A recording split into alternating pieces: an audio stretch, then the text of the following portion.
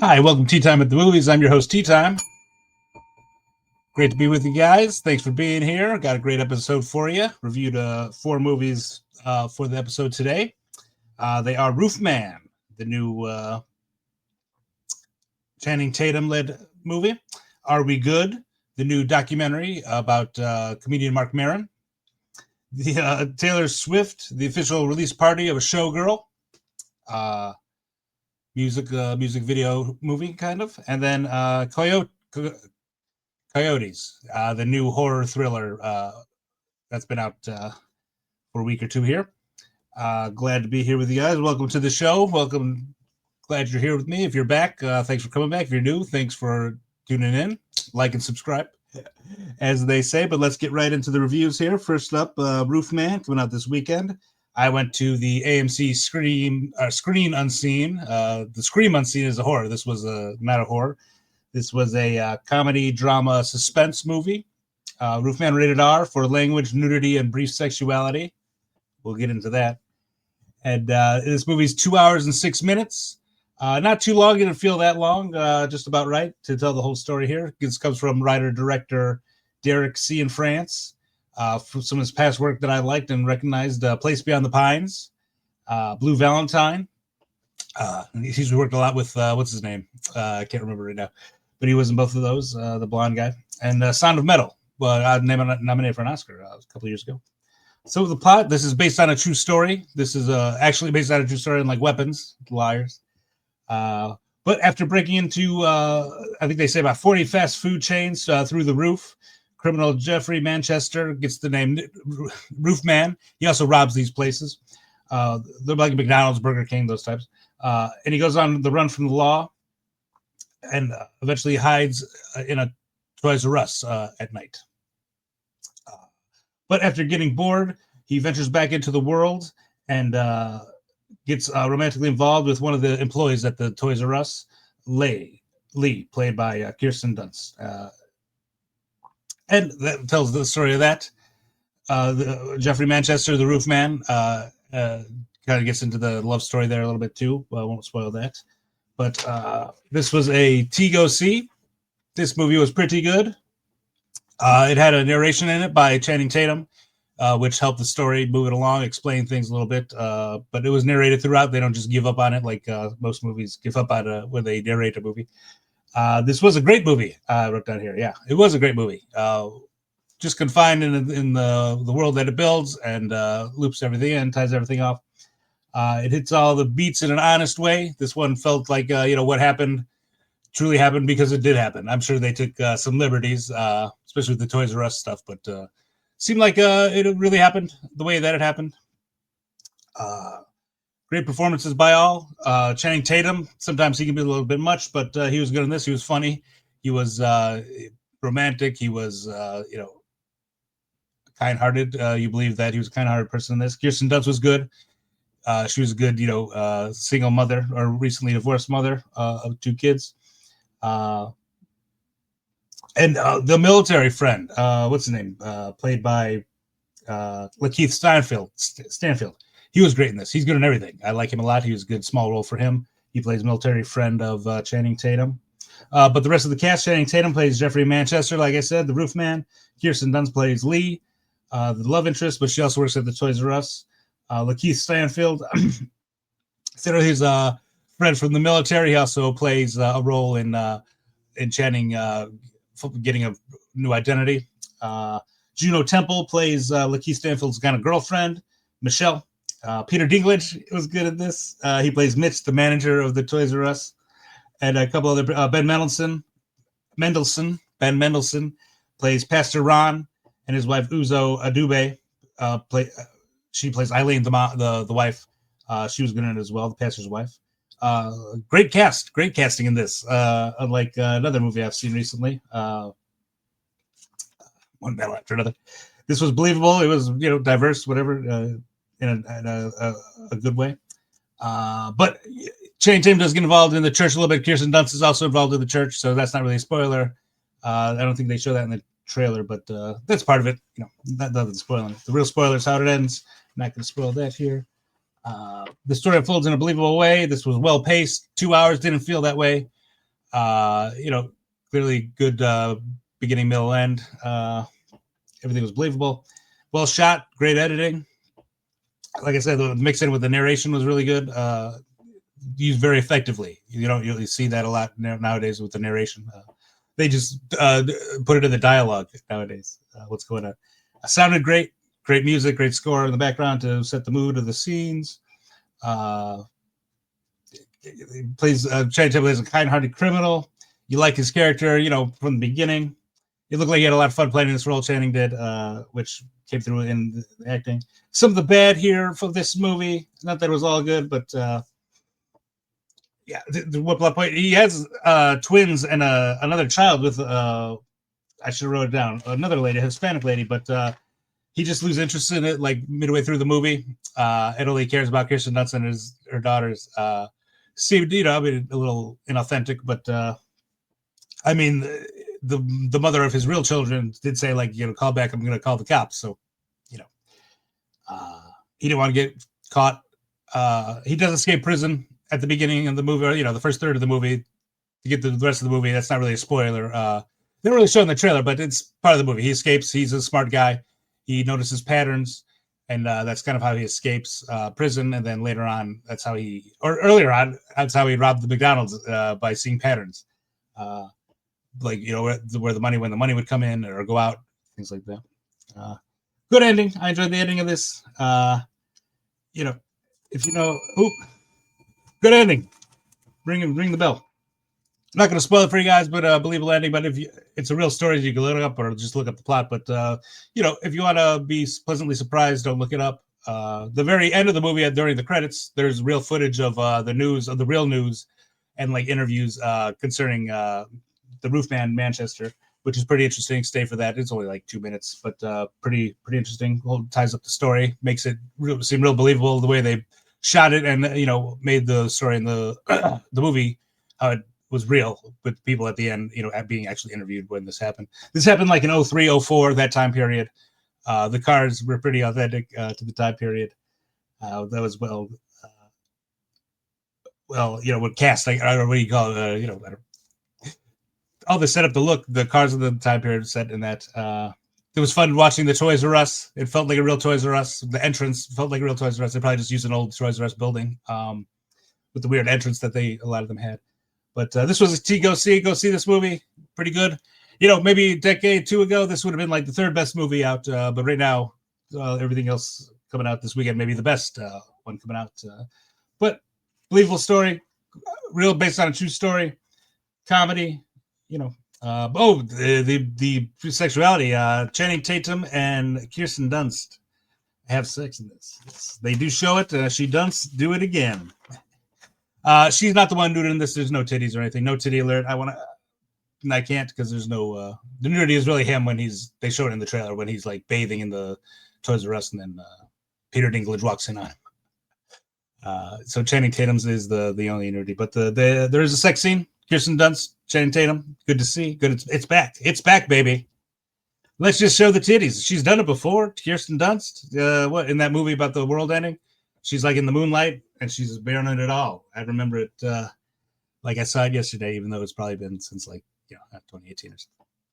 And she's married to Plemons. What's his name? Jeremy Plemons? I can't remember the first name, but from Breaking Bad, and in that new one with Emma Stone, where he kidnaps her. She's like a CEO or something. Bologna or something. It looks interesting. But anyways, let's get back to it. Roofman, go see it. All right, next up here we have Are We Good? This movie is not rated. This is a documentary. It's an hour and 37 minutes. It's about the life of Mark Maron, comedian Mark Maron. It's directed by Stephen Feinartz, and the writer story editor was Julie Seabow. This is filmed behind the scenes style, mixed in with archival footage of Mark, old photos of Mark. There's several interviews of some of Mark's closest friends, but it's also mostly captures the time period when COVID starts and his partner Lynn Shelton dies during that time period. It's a reflection of his life, and his crafting of comedy and suffering and overcoming loss. This was a T go see. If you like documentaries, you'll like this. If you like Marc Maron, you'll love this. It's a big slice of Marc Maron, which not everyone can take. I understand that. I enjoy Marc Maron. His comedy is not the best, not the worst, but I enjoy hearing his voice. I used to listen to his podcast, WTF, what the fuck, pretty good podcast. When you're going for walks with the dog, put it in the background. It's more about him and his relationship with Lynn and suffering through that loss and how that impacted his life more than anything else. They briefly go through like his why he went into comedy, his rise to fame, his relationship with some comedians. I can't remember his name, the real loud guy. Go where the food is. That guy, Sam Kinison. They briefly brush over that. I know he has a lot of stories about that time period, all the drug use of that. Shows his drug use. He's sober now for many years, but there's some footage of him, like homemade video back in the day. He's clearly high on coke and stuff. Pretty interesting to see. It's a mix of archival footage, old photos, interviews with Mark's friends. Not too many, though. You can tell some were interviewed, but they didn't really use too much of that stuff. It goes through the career, touched on the drugs. It's weird they don't mention his mom at all. The dad plays a role in it. I think he's still alive. He has dementia, said dementia, but the mom isn't mentioned at all. She was in his TV show. Maybe she just didn't want to be in the documentary. Maybe sick of talking about Mark. But whatever, not a big deal. But it seems like the mom in someone's life, like Mark, would play a bigger role, especially in the documentary about his life. Any Marc Maron fan will enjoy any documentary viewer will enjoy this. It kind of felt more like a HBO documentary, like that type of documentary, than a feature release. But not the worst feature. The hour 40 minutes didn't feel too long, but it might be a little niche for the everyday man, for a date or anything like that. See this by yourself if you like Marc Maron. The best line in the movie to reflect on everyone, especially Mark, but Lynn, Mark went through, he had a bunch of her diaries and things like that, things that she left behind after she passed. But one of the pages she wrote, if I could only get Mark to love himself, he could love you. Like, that's really sad.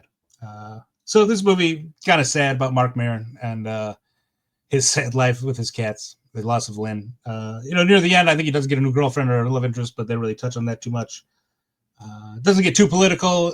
It does, Marc Maron's opinion on Trump and things like that. It doesn't get really into that. There's some lines about it, but not too much. It's more about Lynn. A lot about Lynn here. She seemed like a great person. I enjoyed some of the movies she made from the ones they were mentioned through the film. And just sad to see, loss, how Mark got through it, how you can get through it, learn from Marc Maron. So go see this or wait till it's on HBO. I'm sure it's not going to be on HBO or something like that soon. If you don't want to pay for it, All right, up next here, we have Taylor Swift, the official release party of Showgirl. That's her new album coming out. This was the official release party. This was not a movie. This was a fan experience, hour 29 minutes. Basically, it was just Taylor presents a behind-the-scenes look at the making of her new album and the music video for the new album, Life of a Showgirl. Not a movie. It's a life-altering event. You're going to remember where you were when you saw this. It was in theaters for 3 days. When I saw it on Sunday. There was only me and two other women in it. In a big theater, though. I enjoyed it. It sounded okay. It was basically just her talking about either the music video that they're making. They showed like throughout the movie interspersal of the making of the new music video, but it was mostly her presenting the songs, all the tracks on the album, and how she thought of it, how she made them. So they play that, and then they show they play the sound each track. But there's not like 12 music videos. Most of it was just like a still of her kind of moving like this, and then a kaleidoscope image next to it. 11 tracks, I think, 11 or 12 tracks of the new album, fully played. They play there. That's why it's an hour and a half. They play every song on this. The kaleidoscope. message for Taylor at the end, from Taylor at the end, thanking all the fans and everyone who watched the movie. That was touching. It was really nice. Sweet thing for the fans, but regular moviegoer, you're not going to enjoy this. All the music to me kind of sounded the same. Even the music video, I enjoy things like this. I've been watching, like the Grateful Dead movie concert I saw. I saw another one recently. The Pink Floyd guy, Roger Waters in Italy. That was pretty good. This was not that. This was more of like maybe should have been released like on her website, or like if you bought a CD, this would be like released with that, something like that. But I like some of Taylor's older songs. This one, I don't know if it's gonna be a hit. Well, with regular people, but with her fans, it's gonna be huge. She's getting a little old for this type of music. It all sounds the same now. Not that that's a bad thing, but are albums even a thing anymore? She comes from, she's been doing it long enough where that is a thing when she was young, but not anymore. Taylor, come on, just make a hit. Come out with that. You're rich enough. Not that that's the only thing. She wants to clearly, her mind is set on music. I mean, everything she thought about was about the music video and how it could be better, look better, do better. Just something stupid like that. It was all gay people and women in the music video and the making of it, pretty much. But there's one point where she she says one of the lines of the song is like, join the team or something like that. And she's like, I need to be throwing a football, And then they're practicing catching a ball. And then, she goes like, they ask her a question about the ball. Should I toss it here or there? She goes like, I don't know. This is the first time I've caught a ball. Like, you're in your mid-30s. You've caught a ball before in your life. That's just the type just thought that goes through someone's head like that. Like, you never caught a ball before? I'm sure you've caught a ball before. But music video was well made. This was well put together. If you're a Taylor's Tay-Tay's fan, I'm sure you love this. But, I'm not going to give it a thumbs up or a thumbs down. It wasn't like that. This was an event. It was an experience. If you like music, you might like it. But I thought it was okay. I like Taylor. She's affable enough. She's likable enough. She's pretty enough. She's constantly like in these showgirl outfits, showing a lot of skin. Taylor shows a lot of skin, but not that that's a bad thing. But I will give it a thumbs up. Bam. Okay. I enjoyed it. I don't think it's coming back to theaters. You'll probably see this on the internet somewhere or fan page or something. All right. Last up here, we got Coyotes, the new horror thriller. This is rated R. For bloody, violent content, gore, language, some sexual content, material, and brief drug use. It's an hour 32 minutes, directed by Colin Minahan. There are 3 writers credited here: Tad Daggerhart, Daniel Mearsan, and Nick Simon. I didn't recognize any of their credits. The plot: trapped by a pack of vicious wild coyotes and a wildfire, a family fights for survival and escape. The cast in this: Justin Long plays Scott, the father. Kate Bosworth plays his wife, the mom. I didn't see the name on IMDb. I forgot. And then Mila Harris plays Chloe, the daughter. There's a few other characters in this.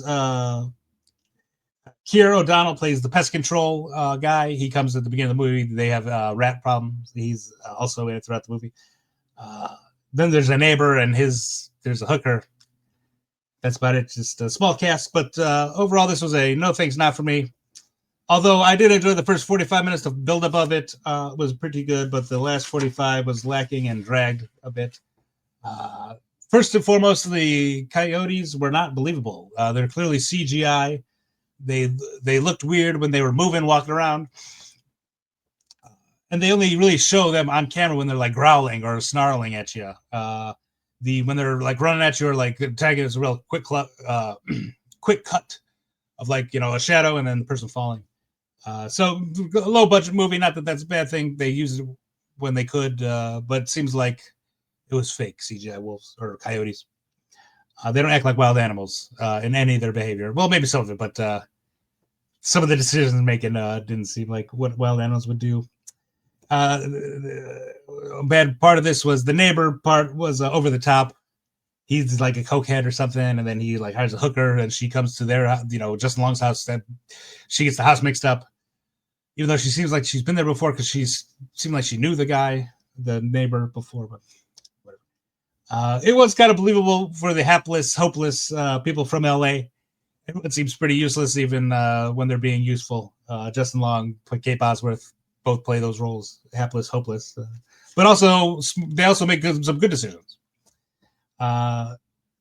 So some of the bad, some of the good. I'll start with some of the, not start, get into some of the good here. I love Justin Long. He can do no wrong for me. I love everything he's in, but he carried the movie pretty much, him and Kate Bosworth. I mean, they're the family, it's about them, but their acting was pretty believable. I believe they were in love, or they're married, had a good relationship. Kate Bosworth was good in this. I can't remember the last thing I liked or saw Kate Bosworth in.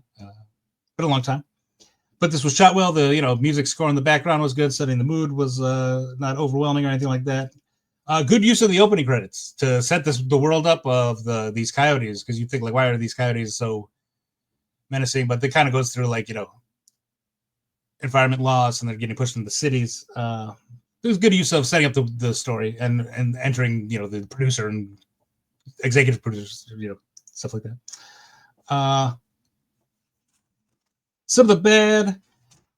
When I start the film where they show, I think you see in the trailer, there's a blonde and her walking her little dog, and the dog gets eaten by a coyote, and then she gets eaten.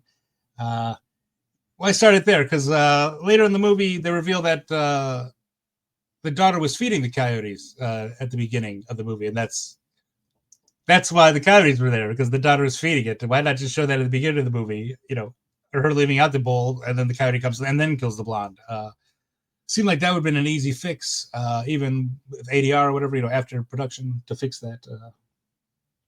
Or just shoot the girl, like putting a bowl down, or But it's all right. And then it seems like there's no police. I know there was like a storm going on, things like that. Power is probably out for a lot of people in LA, but there's also a fire, and it was localized to the house next door, because there's a fire that gets set through the actions of Justin Long, or I forget. I'm not going to spoil it or get into it, but the house next door with the guy, the cokehead, and the hooker gets set on fire because there's a lot of candles. Yeah, they put a lot of candles, and then they get out of the house, and then one of the candles falls over, and it's like there's no fire department to go that. Like you think other people would call the fire department, even though like explain that all their cell phones are dead. Other people might have battery packs to charge their cell phones. Overall, the first 45 was good. Justin Long was good. Kate Bosworth was good. The story was lacking. It seemed like some of the horror elements are from a horror movie, but this was a movie about coyotes, a different type of horror than like being stuck in a closet and then having a Mike Myers, type scene, a closet scene. There were a couple scenes like that out of place in this type of horror movie with coyotes. Definitely belong in a horror movie, but suit it to the movie you're making, to the coyotes. That just seemed a little off. A few things like that, and then the escape, whatever. They're constantly being haunted by these coyotes. I won't spoil it for you, but the way that it ends seems like you should have set that up in the beginning with the daughter, or just set it up better with how Justin Long, resolves the coyote part. Seems like that could be better. I'm not gonna spoil it. If you need a horror, this one's out. Good Boy, I didn't see. I'll maybe try to see that one as well. But overall, you can skip this one. Nothing you haven't seen. But if you're craving some Justin Long, that weapons appearance wasn't enough for you, I'd recommend this. Or if you like Kate Bosworth, she was good in this. No nudity in this. Or they did say there was nudity. I think it was mostly like butt nudity, like guy butt nudity. There was no titties. I had to alert you. I'd have the tea time bell go off. There's a titty in this. But rated R for, just gore mostly. But skip it. This seemed like a made-for-TV movie, just a bump up for that. Maybe someone went over the script. That's why there's 3 writers on it, right? Maybe bumped it up to a feature. But the last 45 was bad. Dragged, yeah. After the faff, there's a drag part in this, and a real lull, which really spoiled the movie for me. But you can skip it unless you're really craving. You've seen all the other horror movie that's out. You can see this. Justin Long was good. He's good in horror, right? He started in horror, basically. But Jeepers Creepers. I love that movie. All right. Well, thanks for tuning in, guys. I have one more thing here. See you next time. Coming out this weekend is the first one, Roofman. Go see Roofman. But coming out, Tron, Ares. that's out. Hopefully, I'm going to see that in IMAX 3D. Maybe tomorrow is Wednesday. There's some early screenings for that. I don't have enough followers to get on the press. You guys need to like and subscribe so I can see these movies even earlier for you. Well, Striders, I'll give that a chance. Soundtrack sounds awesome by Nine Inch Nails. Another movie coming out, Kiss of the Spider Woman. I haven't heard about this until I looked it up today. Some sort of musical. J Lo's in it. Some other guys are in it. I can't think what they're in. And then another movie, Soul on Fire. Maybe try to see that as well. Maybe Good Boy as well. But that's all for me. Thanks for tuning in, guys. Appreciate it. Good to see you. Be with you here for a little while. And remember that the T stands for truth. That's a guarantee. See y'all next time.